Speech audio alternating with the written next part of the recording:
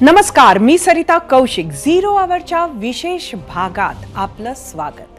आजचा दिवस महाराष्ट्रात मेगा रॅलीज, मोठं शक्ती प्रदर्शन, महायुती महाविकास आघाडीच्या सभा आणि लोकसभेचे अर्ज दाखल करण्याचा राहिला. त्यात एक तिढा सुटला. रत्नागिरी सिंधुदुर्गासाठी सुरू असलेल्या शिवसेनेचे किरण सामंत आणि भाजपचे नारायण राणे या संघर्षात सामंतांनी उमेदवारीची तलवार म्यान केली आणि नारायण राणेंना लोकसभेची उमेदवारी अधिकृतरित्या जाहीर झाली.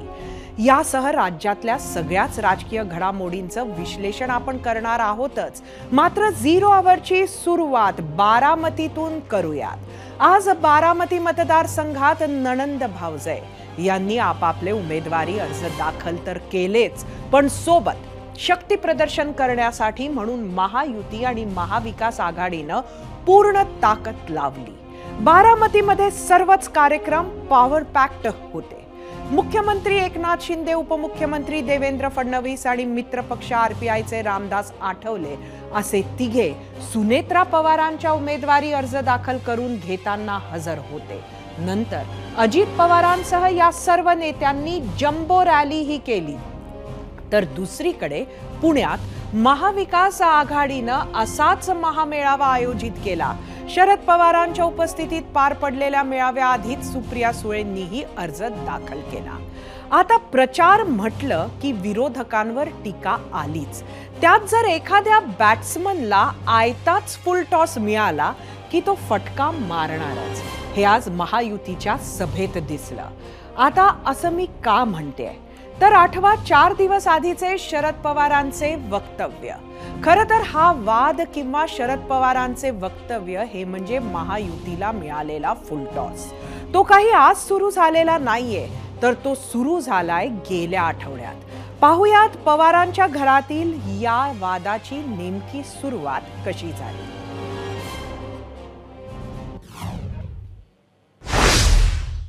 बारामतीकरांच्या समोर बाका प्रश्न उभा राहिलाय. आता कुणाला पाठिंबा द्यायचा, कुणाला मतदान करायचं. तुम्ही पहिल्यापासून पवारांच्या पाठीशी उभा राहिलेला आहे. उद्याच्या मतदानाच्या दिवशी देखील पवार आडनाव असेल तिथं मतदान करायचं.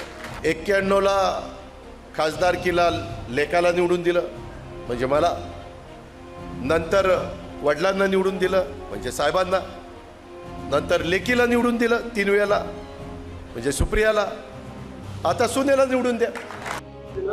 यावेळेस सुनेला निवडून द्या. आतापर्यंत बारामतीकर जे आहेत पवार आडनावाच्या पाठीशी उभे राहिलेले आहेत, त्यामुळे सुनेला मतदान. त्याच्यात चुकीचं काय असे दोन गोष्टी असतात. मूळ पवार आणि बाहेरून आलेला पवार. काही वडीलधारे जरा जुना काळ आठवत असेल तर त्यांना म्हणा जुना काळ आता थोडा बाजूला ठेवा, आता नवीन काळ बघा. आता सासूचे 4 दिवस संपलेत, आता सुनेचे 4 दिवस येऊ द्या असं सांगा ना. काय सासू सासू सासू सुनेने काय नुसतं बघत बसायचं. बाहेरची बाहेरची बाहेरची. आपण घरची लक्ष्मी म्हणून त्यांच्याकडे बघतो राव. 40 वर्ष झाली तरी बाहेरची. किती वर्ष झाल्यावर घरची. मी तसं बोललेलं नव्हतो. मी जे बोललो होतो प्रश्न काय विचारला. प्रश्न तिथं अजित पवारांनी काही भाषण केलं. त्यांच्या भाषणात त्यांनी सांगितलं की मला निवडून दिलं, म्हणजे त्यांना स्वतः निवडून दिलं, ताईंना निवडून दिलं, आता सुनेला निवडून द्या. आणि देत असताना त्यांनी आणखीन काही वाक्य वापरले.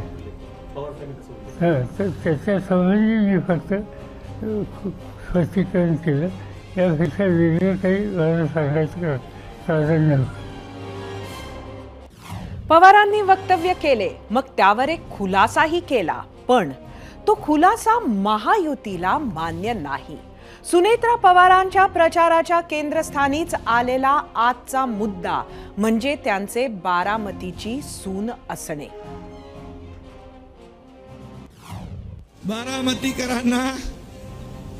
बारामतीकरांनी 15 वर्ष खासदार म्हणून निवडून दिलं, परंतु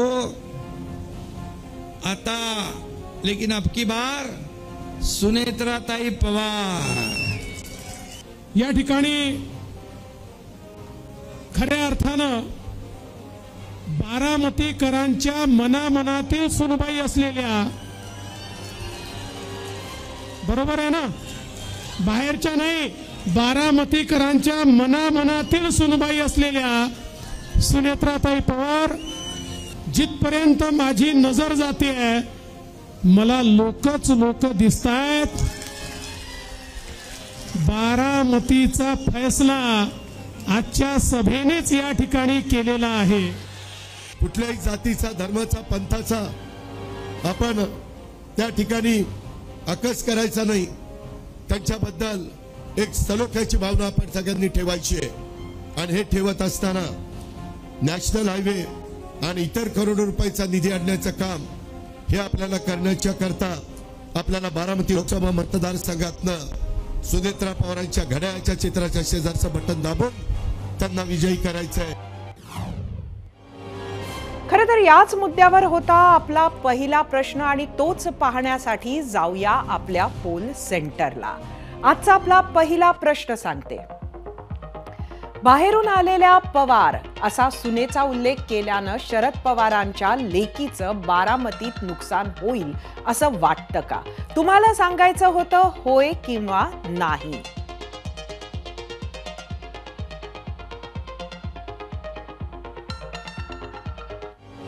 सुनेत्रा पवारांसाठी महायुतीनं शक्ती प्रदर्शन केल्यानंतर समोर उभ्या असलेल्या सुप्रिया सुळेंची ताकद दाखवण्यासाठी तरी महाविकास आघाडी कुठेही मागे राहणार नव्हती। सुप्रिया सुळेंनी आज अर्ज दाखल केल्यानंतर महाविकास आघाडीच्या नेत्यांची हॉटेल शांताई जवळ भव्य प्रचार सभा पार पडली।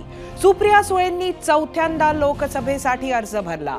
यावेळी त्यांच्या सोबत युगेंद्र पवार, माजी मंत्री आणि आमदार विश्वजित कदम, काँग्रेसचे ज्येष्ठ नेते बाळासाहेब थोरात, आमदार संग्राम थोपटे उपस्थित होते। अर्ज भरण्याआधी सुप्रिया सुळेंनी भारतरत्न डॉक्टर बाबासाहेब आंबेडकरांच्या पुतळ्याला पुष्पहार अर्पण करून अभिवादन केलं। महाविकास आघाडीच्या प्रचार सभेत स्वतः शरद पवार, प्रदेशाध्यक्ष जयंत पाटील, काँग्रेसचे माजी मुख्यमंत्री पृथ्वीराज चव्हाण, शिवसेना उद्धव बाळासाहेब ठाकरे पक्षाचे पुणे जिल्हा संपर्क प्रमुख सचिन अहिर, सुषमा अंधारे, याशिवाय पुण्याचे उमेदवार रवींद्र धनगेकर, शिरूरचे विद्यमान खासदार आणि उमेदवार अमोल कोल्हे यांनी शक्ती प्रदर्शन केलं।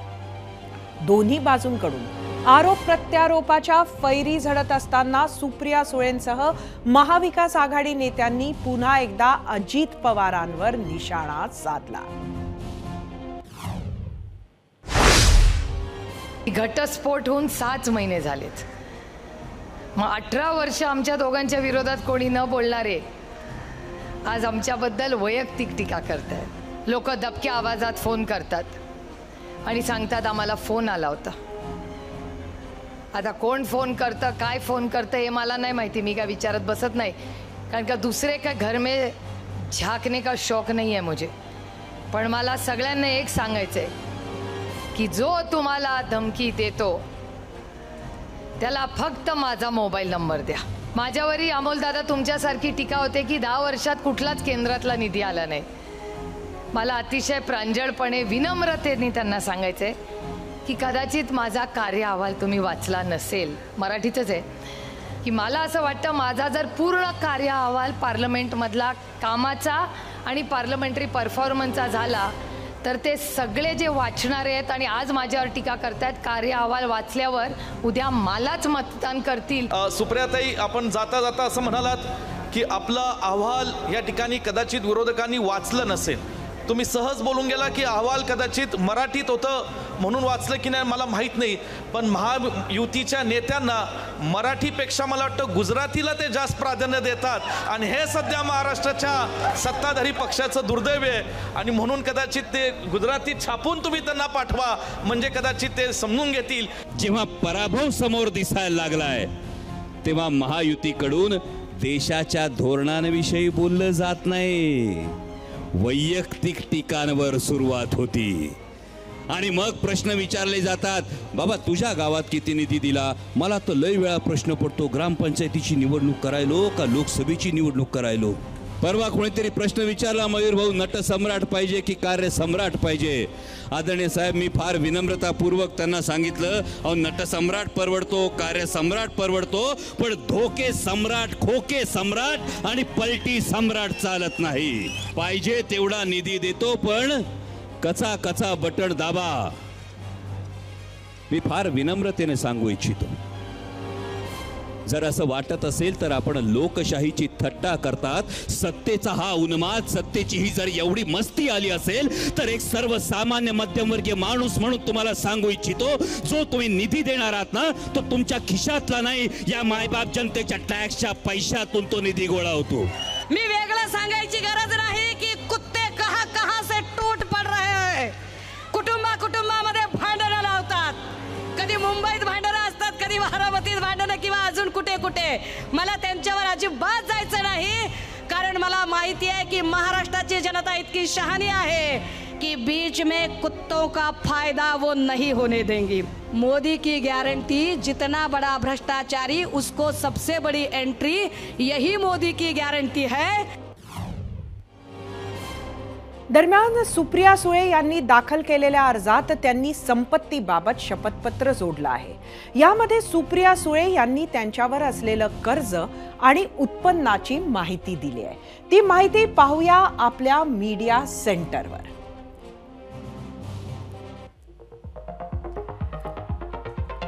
सुप्रिया सुळे यांचं प्रतिज्ञापत्र. ठेवी आणि गुंतवणुकीची रक्कम 38,06,48,000. स्थावर मालमत्तेची रक्कम 9,15,00,000. शेतीतून उत्पन्न 0 रुपये. अत्यंत इंटरेस्टिंग, सुप्रिया सुळे यांच्यावर सुनेत्रा पवार आणि पार्थ पवार यांचं 55 लाख रुपयांचं कर्ज सुद्धा आहे.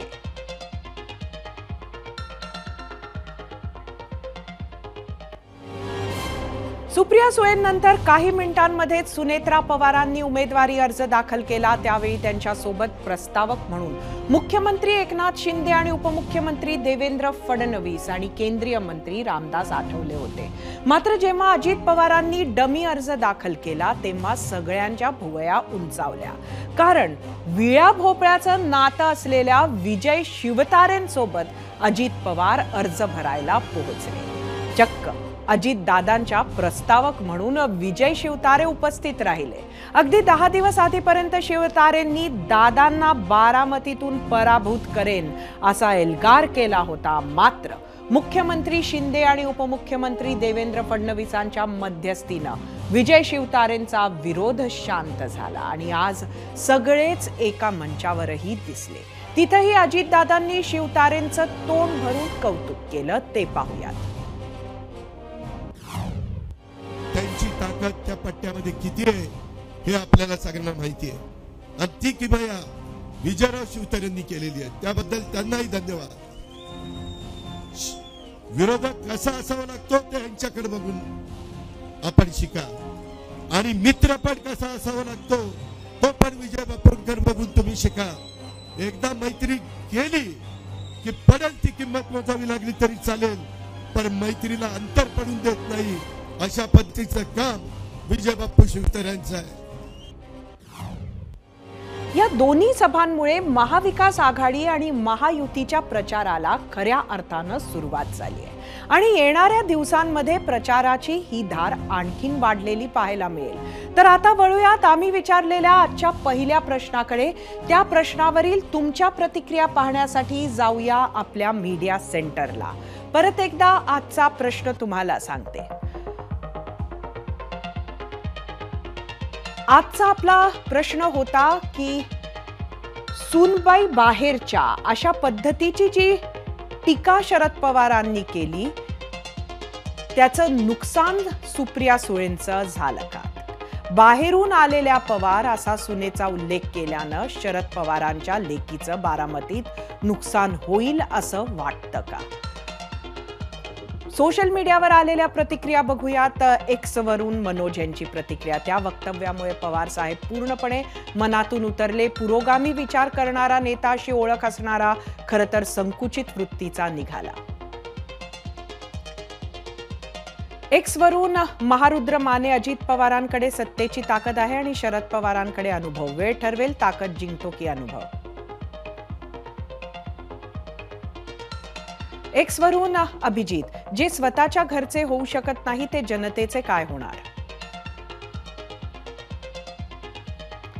युट्यूबवरून अमर कावळे, निवडणूक फक्त या एका वाक्यावर कशी होऊ शकते.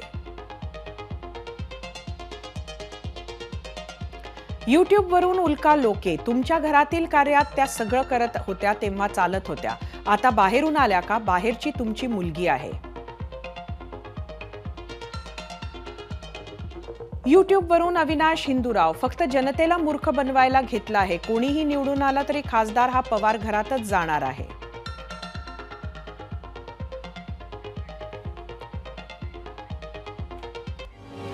ज्या बारामती मतदारसंघावरून फक्त पवार कुटुंबच नाही तर दोन्ही आघाड्यांसाठी प्रतिष्ठेची लढत सुरू आहे, त्याच बारामती मतदारसंघात दौंड विधानसभा मतदारसंघ येतो. तिथून मिळणारी मतांची लीड ही लोकसभेच्या निकालासाठी महत्त्वाची ठरते. म्हणूनच आम्हीही बारामतीच्या संघर्षाचं विश्लेषण करण्यासाठी बोलवलंय दौंडचे भाजपचे आमदार राहुल कुल यांना आणि त्यांच्या सोबत शरद पवारांच्या राष्ट्रवादीची ही बाजू समजून घेण्यासाठी पुणे राष्ट्रवादीचे ज्येष्ठ नेते अंकुश काकडे आपल्या सोबत असणार आहे. दोन्ही नेत्यांशी चर्चा करण्यासाठी जाऊयात आपल्या गेस्ट सेंटरला. अंकुशजी, राहुलजी, आपलं दोघांचंही एबीपी माझाच्या 0 आवरमध्ये स्वागत आहे. मी पहिला प्रश्न अंकुशजी आपल्याकडे घेऊन येते. एकंदरीत शरद पवारांचं जे वक्तव्य राहिलं, ज्यावरचा आमचा आजचा प्रश्न आहे, आपण ऐकलात, ते वक्तव्य कुठंतरी सुप्रिया सुळेंचं नुकसान करून जाईल का.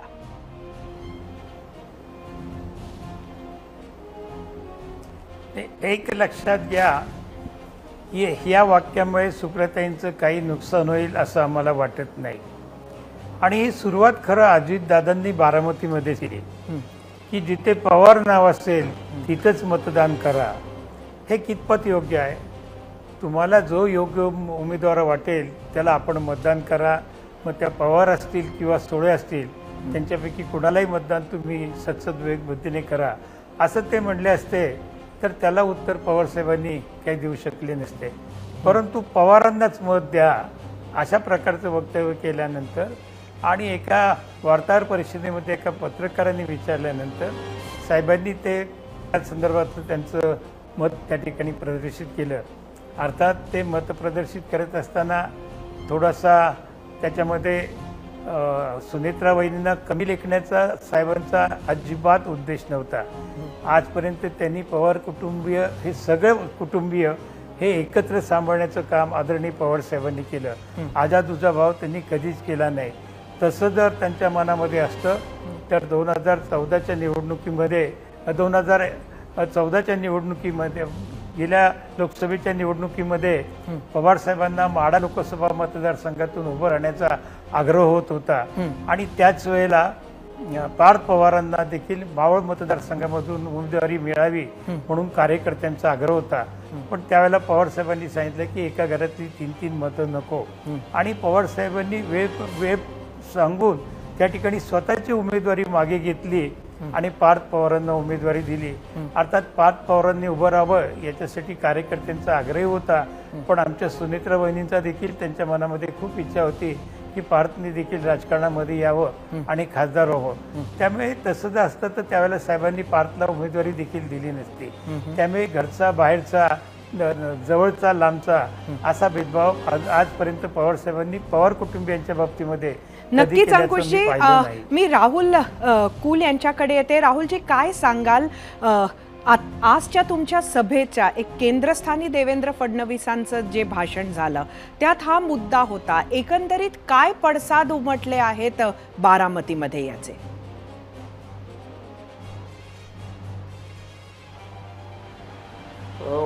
आदरणीय पवारसाहेबांच्या या वक्तव्याच्या बाबतीमध्ये सर्वसामान्य जनतेमध्ये त्यांनी जे वक्तव्य केलं की सुनबाई बाहेरच्या आहेत, तर त्याला लोकांच्या मनामध्ये निश्चितपणे सुनेत्रा बहिणींच्याबद्दल सहानुभूती मिळेल अशा प्रकारची परिस्थिती नक्कीच आहे. परंतु माझ्या दृष्टीनं ही निवडणूक ही फक्त तेवढ्या संकुचित विषयापुरती नसून याची व्यापकता दिल्लीपासून बारामतीपर्यंत आहे आणि ही निवडणूक आता माननीय मोदी साहेबांना मतदान करायचं की राहुल गांधींना मतदान करायचं, महाविकास आघाडीला मतदान करायचं की महायुतीला मतदान करायचं, या टप्प्यावर येऊन पोचलेली आहे. आणि मतदार निश्चितपणे ज्या पद्धतीनं भारतीय जनता पार्टीच्या सरकारनं केंद्रामध्ये आणि राज्यामध्ये काम केलेलं आहे त्यामुळे त्याचा फायदा निश्चितपणे सुनेत्रा पवार या महायुतीच्या उमेदवार आहेत यांना निश्चितपणे होईल.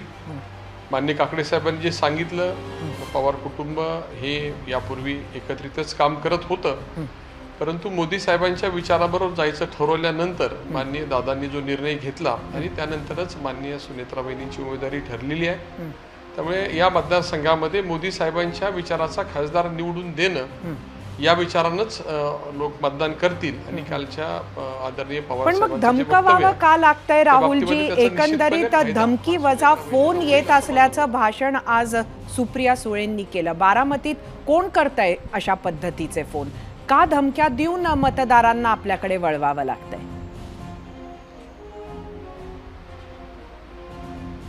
नाही, आता मी मतदारसंघातच राहतो, मतदारसंघात कार्यरत आहे. अजून तरी असा प्रकार कुठं घडला असं माझ्या ऐकण्यामध्ये नाही. आणि तसं जर काही घडलं असेल तर त्या संदर्भामध्ये संबंधित यंत्रणेकडे तक्रार करणं आवश्यक आहे. परंतु माझ्या मते आता सध्या तरी बारामती लोकसभेची निवडणूक ही विचाराने चाललेली आहे. त्यामुळे धमक्या वगैरे काही फारसं मला ऐकिवात कुठंतरी अजून आलेलं नाही. त्यामुळे ताईंनी त्याच्याविषयी स्पष्टता जास्त देऊ शकतील. अंकुशजी, काय कुठल्या धमक्या येतात आहेत? अशा धमक्या खरंच येतात आहेत का?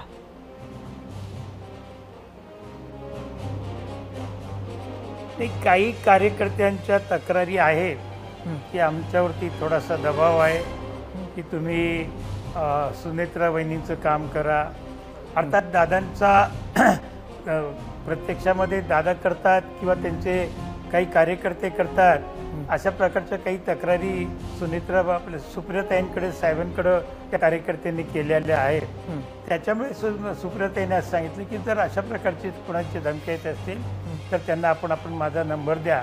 आणि एक लक्षात घे, शेवटी सामान्य कार्यकर्ता असतो, तो म्हणतो निवडणूक होऊन जाईल, कुठे तक्रार वगैरे करत बसायचं आपण पोलिसांमध्ये वगैरे. शेवटी आज ना उद्या ही सगळी मंडळी एकत्र येतील राजकारणातली आणि आपण मात्र वाईट हो.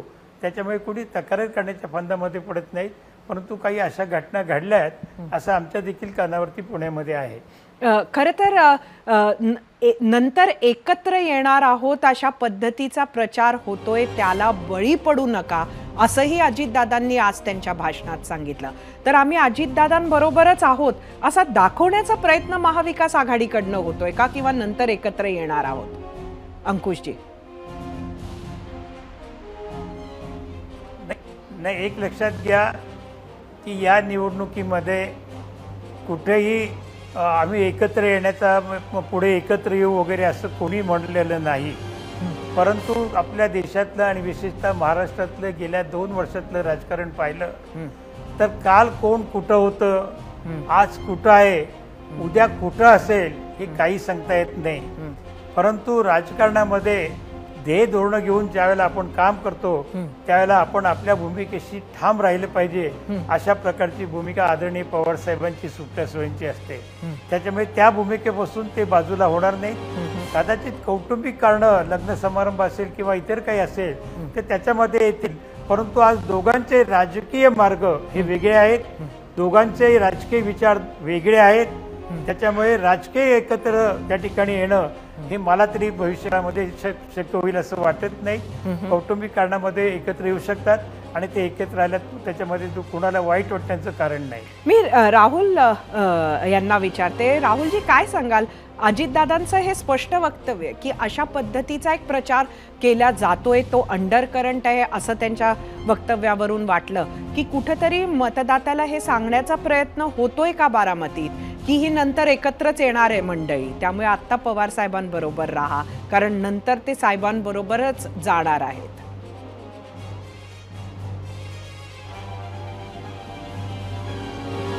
याच्या संदर्भामध्ये मी वारंवार प्रसिद्धी माध्यमामध्ये एक माझं मत मांडलेलं आहे की सध्या ही संभ्रमावस्था निश्चितपणे काही प्रमाणामध्ये या मतदारसंघामध्ये राहते.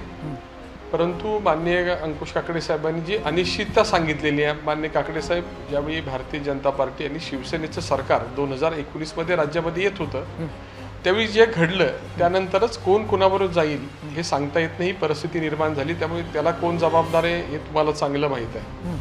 दुसरी गोष्ट, आज तुम्ही ज्या मुद्द्यावर हे परत एकत्र येणार का या संदर्भामध्ये निश्चितपणे लोकांच्या मनामध्ये संभ्रमावस्था आहे. त्याचा फायदा घेण्याचा प्रयत्न महाविकास आघाडीकडून होतोय असं माननीय अजितदादा यांनी आज सांगितलेलं आहे आणि त्यांनी त्यांची स्पष्ट भूमिका केलेली आहे. त्याला मला वाटते आता काकडे साहेबांनी सुद्धा दुजोरा दिलेला आहे. त्यामुळे हा मुद्दा येत नाही हे स्पष्ट जवळपास सगळ्यांनीच केलेलं आहे. आता फोकस निवडणुकीचा हा महायुती आणि महाविकास आघाडी असंच होईल अशा पद्धतीने आता तरी मतदारांच्या मनामध्ये स्पष्टता येताना मतदारसंघामध्ये दिसते. राहुलजी, एक अगदी शेवटचा, आपल्याकडे वेळेची मर्यादा आहे पण मला विचारावा असा वाटतोय प्रश्न, तो म्हणजे अनेक वेळेला दिसतं तसं नसतं. विजय शिवतारे हे दादांबरोबर थेट त्यांचा फॉर्म भरायला आले, पण खरंच अजित पवारांचं काम तुम्हाला अपेक्षित आहे त्या पद्धतीनं होतंय का शिवतारेंकडनं? सुनेत्रा पवारांच्या प्रचारात ते ताकदीनं उतरले आहेत का?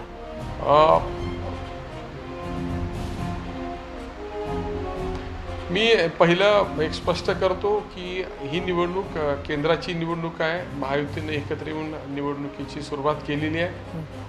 माननीय विजय शिवतारे असतील किंवा मी असेल, आम्ही सातत्यानं आमच्या मतदारसंघामध्ये माननीय दादांच्या राष्ट्रवादी काँग्रेससमोर, साहेबांच्या राष्ट्रवादी काँग्रेससमोर निवडणुका लढवत आलेलो आहोत. आता ज्यावेळी आम्ही सगळे एकत्र आलो, हा निर्णय केंद्रामध्ये झाला, राज्यानं त्याप्रमाणे प्रक्रिया सुरू केली. त्यामुळे या बारामती मतदारसंघामध्ये बऱ्याच लोकांना बऱ्याच वर्षानंतर एकत्र काम करण्याची वेळ आलेली आहे आणि त्यामुळे हा संभ्रम जरी लोकांच्या मनामध्ये असला तरी तो मागच्या 15 दिवसापूर्वी होता हे नक्की आहे. परंतु आता मात्र महायुतीचे सगळे कार्यकर्ते अतिशय ताकदीनं अगदी फील्डवर प्रत्येक बूथवर जाऊन काम करतायत अशा प्रकारची परिस्थिती आहे. धन्यवाद. धन्यवाद राहुलजी, आपले खूप खूप धन्यवाद. आपण आमच्या प्रश्नांची उत्तरं दिली आणि अंकुशजी, आपण सुद्धा 0 आवरमध्ये आलात आणि सहभागी झालात, आपले सुद्धा खूप खूप धन्यवाद. आम्ही विचारलेल्या प्रश्नावर तुम्ही काय कौल दिला आहे तो कौल पाहण्यासाठी जाऊया आपल्या पोल सेंटरला. आजचा आपला पहिला प्रश्न सांगते. बाहेरून आलेल्या पवार असा सुनेचा उल्लेख केल्यानं शरद पवारांच्या लेकीचं बारामतीत नुकसान होईल असं वाटतं का? एकूण मतं 96,000 यूट्यूबवर, 23% होय म्हटलंय, 77% नाही. इंस्टाग्रामवर एकूण 14,000 मतं.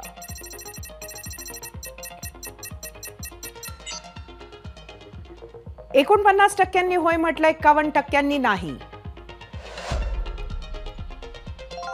फेसबुकवर एकूण 8,000 मतं.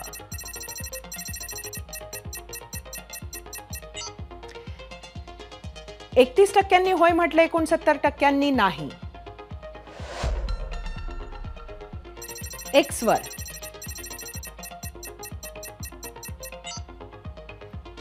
%30 होय म्हटलंय, 70% नाही.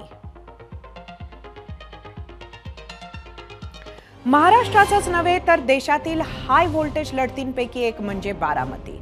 7 मे रोजी इथे मतदान आहे. गेली अनेक दशकं इथली प्रचाराची सगळी धुरा अजितदादा सांभाळायचे, त्यामुळे सुप्रिया सुळे सहज निवडून यायच्या. गेल्या वेळी सुप्रिया सुळेंना सर्वाधिक मताधिक्य बारामती आणि इंदापुरातून मिळालं होतं. मात्र राष्ट्रवादीत फूट पडली आणि सुप्रिया सुळेंची बाजू लंगडी पडली. वयाच्या 84व्या वर्षी त्यांना आपल्या बाबांना मैदानात उतरावावं लागलंय. शरद पवारांना प्रचाराचा मोठा भार उचलावा लागतोय. बारामतीत जास्त वेळ द्यावा लागतोय. साधारणतः कुटुंबाबद्दल तोलून मापून बोलणाऱ्या शरद पवारांना आपल्या सुनेवरच म्हणजे सुनेत्रा पवारांवर बाहेरचे पवार अशी टीका करावी लागलीये. यावरून ही निवडणूक किती महत्वाची असेल याचा अंदाज. पवार कुटुंबात अजित पवार एकाकी पडल्याचं किंवा त्यांना एकाकी पाडल्याचं चित्र आहे. सहानुभूती ही राजकारणात महत्वाची असते. एकाकी पडल्यावरून सुनेत्रा पवारांना ती मिळणार का? बाहेरची हे बारामतीच्या प्रत्येक सुनेच्या मर्माला लागले का? ते कळेल 4 जूनला. पण हे झालं परिवाराचं. चाणक्यानं म्हटलंय की प्रत्येक मैत्रीच्या मागे स्वार्थ असतोच, स्वार्थाशिवाय मैत्री केवळ अशक्य, आणि हेच कटू सत्य आहे. मग राजकीय मैत्रीबद्दल तर बोलायलाच नको. एकेकाळचे कट्टर अजित पवार विरोधक विजय शिवतारे, हर्षवर्धन पाटील, राहुल कुल हे अजित पवारांसोबत असल्याचं चित्र आहे. या सर्वांनी एकदिलानं काम केलं तर त्याचा फायदा सुनेत्रा पवार यांना मिळेल असं सांगितलं जात आहे. मग ह्या मित्रांचा स्वार्थ कुठला? तुमच्या मतदारसंघात लीड आणा आणि उद्याच्या विधानसभेची उमेदवारी घेऊन जा, अशी भूमिकाच भाजपनं घेतल्याचं कळतंय. घोडा मैदान अगदी जवळच आहे. बारामतीकर पुन्हा एकदा म्हणजे चौथ्यांदा माहेरवासिनीला जिंकवणार की पहिल्यांदाच सासरवासिनीला संधी देणार, याकडे सर्वांचं लक्ष असेल. ब्रेक नंतर 0 आवर आपलं पुन्हा एकदा स्वागत. आणि आता राज्यभरातील इतर महत्त्वाच्या राजकीय घडामोडी पाहूयात. बारामतीतला उमेदवारी अर्ज तर आपण बघितले, पण राज्यात इतर ठिकाणीही हाय प्रोफाईल अर्ज भरण्यात आले. ते सगळे मतदारसंघ आणि उमेदवार आपण पाहणार आहोतच. मात्र सुरुवात रत्नागिरी सिंधुदुर्गमधून. इथं महायुतीत सुरू असलेला तिढा अखेर आज सुटला. भाजपनं या जागेवर आपला दावा यशस्वी केला. केंद्रीय मंत्री नारायण राणे रत्नागिरी सिंधुदुर्गमधून भाजपचे उमेदवार असतील. त्यांच्या नावाची अधिकृत घोषणा आज करण्यात आली आणि महायुतीतल्या एका मोठ्या संघर्षावर पडदा पडला. ही उमेदवारी जाहीर होण्याच्या काही मिनिटं आधीच शिवसेनेचे किरण सामंत यांनी माघार घेतली होती.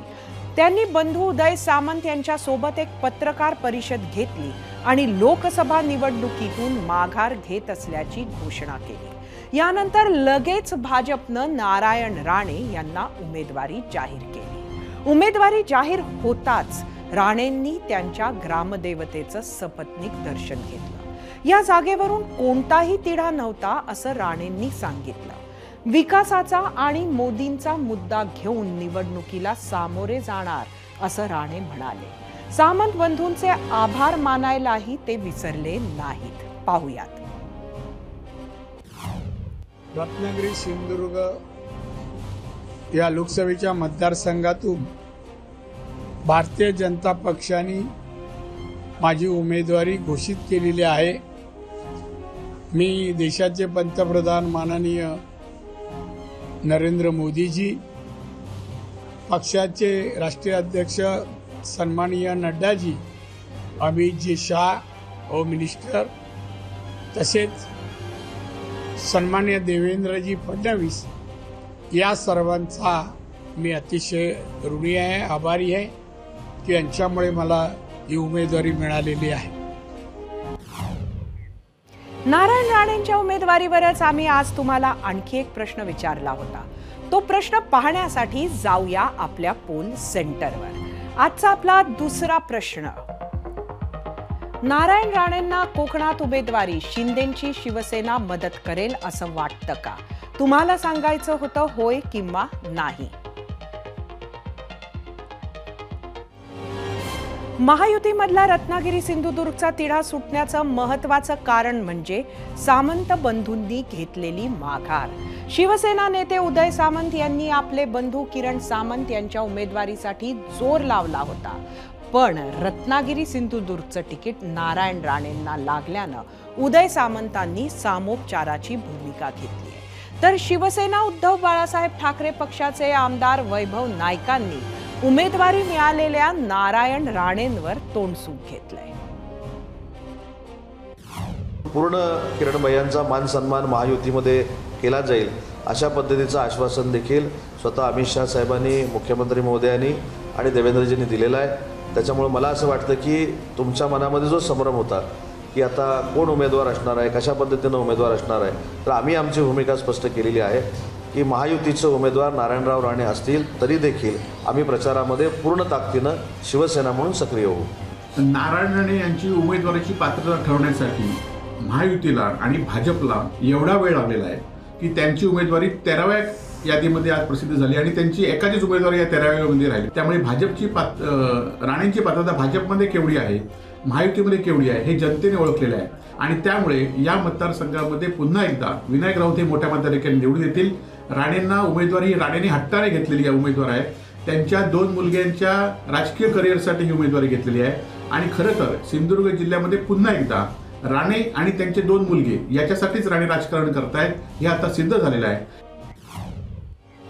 तर नारायण राणेंविरोधात उभे असलेल्या शिवसेना उद्धव बाळासाहेब ठाकरे पक्षाचे उमेदवार आणि विद्यमान खासदार विनायक राऊतांनी काय प्रतिक्रिया दिली आहे ती पाहूयात.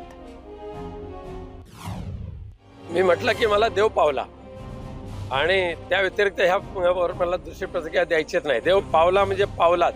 2.5 लाखाच्या मताधिक्यामध्ये कमी नाही, उलट आणखी 50,000 वाढतील हे नाव आल्यानंतर. आणि आता जाऊयात साताऱ्यात. इथं महायुतीचे उमेदवार उदयनराजेंनी आपला उमेदवारी अर्ज आज दाखल केला. यावेळी त्यांच्या समर्थनार्थ कार्यकर्त्यांनी एकच गर्दी केली होती. उदयनराजेंनी बाबासाहेब आंबेडकरांच्या पुतळ्याला अभिवादन केलं. त्यानंतर त्यांनी गणपतीचं दर्शन घेतलं. बैलगाडीवरून भव्य रॅली काढत महायुतीनं जोरदार शक्ती प्रदर्शन केलं. अर्ज भरण्यापूर्वी बहीण वृषाली राजे यांनी उदयनराजेंचं औक्षवण केलं. तर उदयनराजेंनी कधीच स्वार्थ पाहिला नाही, समाजकार्य करत राहिले अशी प्रतिक्रिया त्यांच्या पत्नी दमयंती राजे भोसले यांनी व्यक्त केली. ही लढत महायुतीतर्फे महाराजांनी तर महाविकास आघाडीकडून शरद पवारांनी प्रतिष्ठेची केली आहे.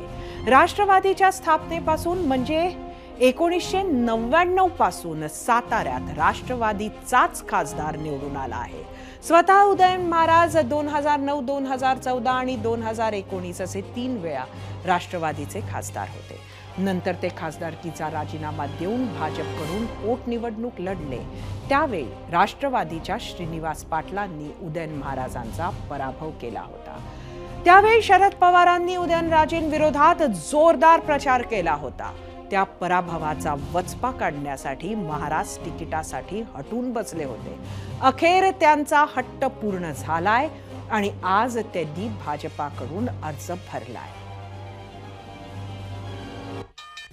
माझं नेहमी पहिल्यापासून म्हणजे 30 वर्षापूर्वी ज्यावेळेस मी समाज करायला सुरुवात केली ते जे टार्गेट होतं की लोकांचा विकास करणं, त्यांना त्यांचे न्याय हक्क मिळवून देणं, हेच माझं पहिल्यापासून लोकांचं हित जोपासणं हेच माझं टार्गेट आहे आणि तेच माझं टार्गेट कायम शेवटपर्यंत राहणार.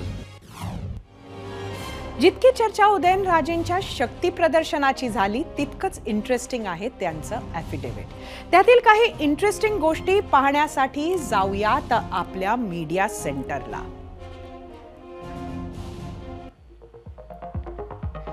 घर, जमीन आणि स्थावर मालमत्ता 172 कोटी 94 लाख 49,611 रुपये.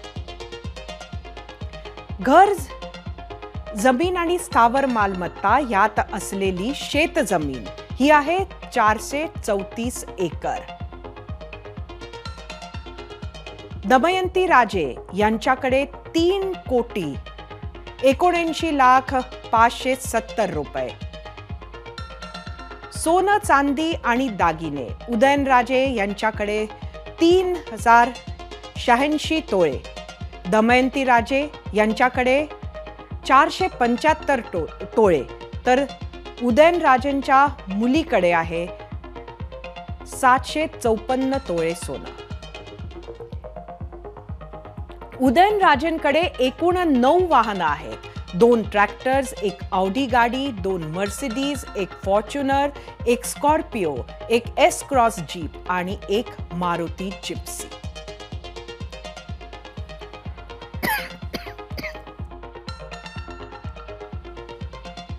आणि आता वेळ झाली आहे तुम्ही दिलेल्या प्रतिक्रिया पाहण्याची. त्यासाठी जाऊयात आपल्या मीडिया सेंटरला परत एकदा आणि आजचा प्रश्न तुम्हाला सांगते. नारायण राणेंना कोकणात उमेदवारी, शिंदेंची शिवसेना मदत करेल असं वाटतं का? सोशल मीडियावर काय आल्यात प्रतिक्रिया पाहूयात.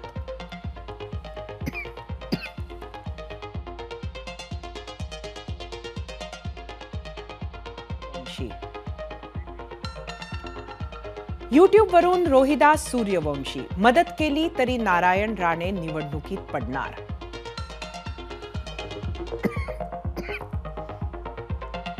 यूट्यूबवरूनच संजय मापारी, शिवसेनेचे नेते नारायण राणेंना अजिबात मदत करणार नाहीत.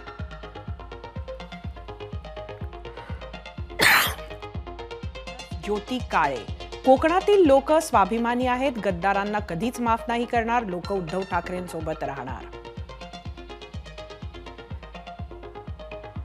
यूट्यूबवरून सुभाष येवले, नारायण राणे 2 लाखांपेक्षा जास्त मतांनी निवडून येणार.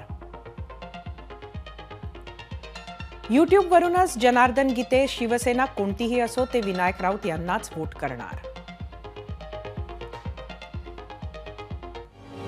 आम्ही विचारलेल्या प्रश्नावर तुम्ही दिलेला कौल पाहण्यासाठी जाऊया आपल्या पोल सेंटरवर आणि परत एकदा आजचा प्रश्न बघूया. नारायण राणेंना कोकणात उमेदवारी, शिंदेंची शिवसेना मदत करेल असं वाटतं का? यूट्यूबवर एकूण 1,23,000 मतं. 22% लोकांनी होय म्हटलंय, पण 78% लोकांनी नाही. इंस्टाग्रामवर एकूण 11,000 मतं.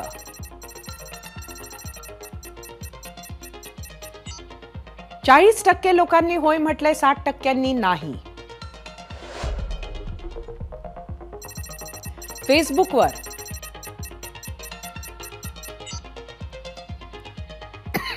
29% लोकांनी होय म्हटलंय, 71% नाही.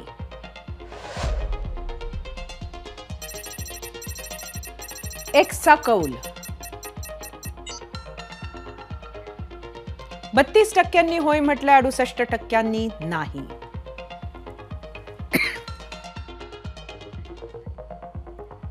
काळ बदलला तसं प्रत्येक गोष्टीचा इव्हेंट करण्याचं फॅड वाढलं. राजकारणाचं तर अविभाज्य भाग बनलं.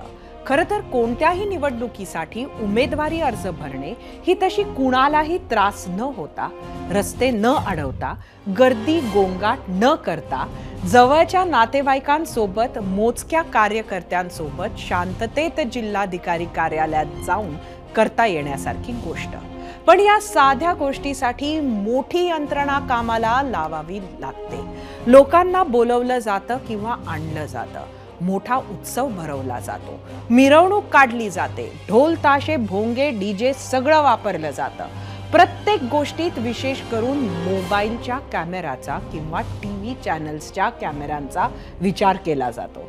चिंचोळ्या गल्लीत दूरवर गर्दी जमली नाही तर चालेल, पण कॅमेराचे स्क्रीन भरून दिसेल एवढी गर्दी असावी याकडे लक्ष दिलं जाऊ लागलं. काय आहे त्यापेक्षा कसं दिसेल याला जास्त महत्त्व आलं. आपल्या मागे किती मोठी जनशक्ती आहे हे मतपेटीतून दिसेल तेव्हा दिसेल, पण त्याआधी त्याचा आभास निर्माण करण्याला महत्त्व आलं आहे. यातून राजकीय दबाव निर्माण करता येऊ शकतो असंही अनेक जण मानू लागले आहेत. याचा त्रास सर्वसामान्य जनतेला होत नसेल, पैशाची उधळपट्टी होत नसेल तर याला एक वेळ आक्षेपही कुणी घेणार नाही. पण तसं नसेल तर मात्र अर्ज भरणे ही प्रक्रिया ऑनलाईन करता येईल का आणि ती प्रक्रिया अनिवार्य करता येईल का याचा निवडणूक आयोगानं विचार करायला हवा असं वाटतं. झिरो अवरमध्ये पुन्हा एकदा स्वागत. आता थेट जाऊयात गुजरातमध्ये, जिथं आज केंद्रीय गृहमंत्री अमित शहांनी मोठं शक्ती प्रदर्शन केलं आणि त्याच्या शक्ती प्रदर्शनानंतर केंद्रीय गृहमंत्री अमित शहा यांनी अहमदाबादमध्ये आपला उमेदवारी अर्ज दाखल केला. आणि याच शक्ती प्रदर्शनादरम्यान अमित शहांशी एक्सक्लुझिव्ह चर्चा केली आहे आमचे प्रतिनिधी नीरज पांडे यांनी. पाहूयात. सर, अपने गृह क्षेत्र में आकर कितना अच्छा लगता है? बहुत आनंद लगता है. यही क्षेत्र से मैं 30 साल तक जनप्रतिनिधि रहा हूं. बचपन से लेकर किशोर अवस्था तक सैकड़ों दीवार पर मेरे हाथ से कमल पुतवाए हैं, पर्दे लगाए हैं, पोस्टर लगाए हैं. यही जनता ने मुझे बड़ा किया है. और जब अब स्वागत में इतने जोश के साथ लोग आते हैं, बहुत अच्छा लगता है अपनों के बीच में आकर. देखते हैं गांधीनगर में या गुजरात में, देखिए 26 की 26 सीटों पर कमल फिर से खिलेगा और ज्यादा बहुमत के साथ खिलेगा. प्रियंका गांधी कह रहे हैं कि अगर ईवीएम में कोई गड़बड़ी नहीं हुई तो भारतीय जनता पार्टी 150 से ज्यादा सीटें नहीं जीतेगी। मैं कांग्रेस के नेताओं को पूछना चाहता हूं, जब आपकी राज्य सरकारें चुनकर आती थी तब ईवीएम में गड़बड़ी नहीं होती थी? क्या तेलंगाना सरकार, चेन्नई सरकार, बंगाल सरकार गड़बड़ से चुनकर आई? यही ईवीएम थे। नाचना न आए आंगन टेढ़ा, ये कहावत को आज ये घमंडिया गठबंधन बहुत अच्छे तरीके से साबित कर रहा है। राहुल गांधी सर कह रहे हैं कि इलेक्ट्रोल बॉन्ड इस देश का सबसे बड़ा रैकेट है, इस देश का सबसे बड़ा घोटाला है और प्रधानमंत्री नरेंद्र मोदी इसके लिए जिम्मेदार है। अरे यार, काहे को आप राहुल को इतना सीरियसली लेते हो? उनकी पार्टी भी इनको सीरियसली नहीं लेती। इंडिया गठबंधन से सर कोई फर्क देख रहे हैं? कहीं कोई चुनौती मिल रही है? मैं तो पूर्व, पश्चिम, उत्तर, दक्षिण सभी दिशाओं में जाकर आया। कई जगह आपने भी कवर किया है, मेरा ट्रेल कैंपेन को ट्रेल किया है। हर जगह 400 पार का नारा है, 400 पार का उत्साह है।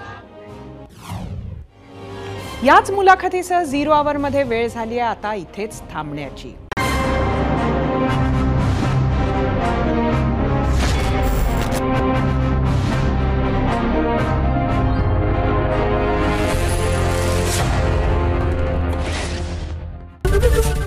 एबीपी माझा, उघडा डोळे बघा नीट।